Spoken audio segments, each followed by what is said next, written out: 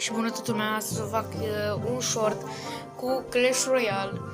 După cum știți, parcă am zis în primul meu short că ăsta va fi main-ul pe canalul meu, jocul main cu shorturi.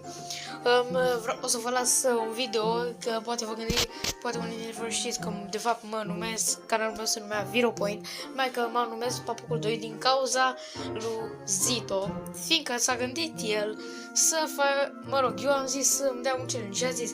și mă rog, ca să nu mai pierd timpul aici, o să dau direct un match și o să vă las link-ul în descriere pentru acel video.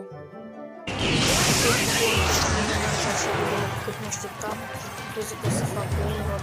dar atâta de mă așteptam mai ca să dau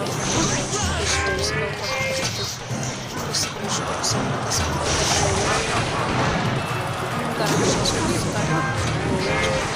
și pierdut.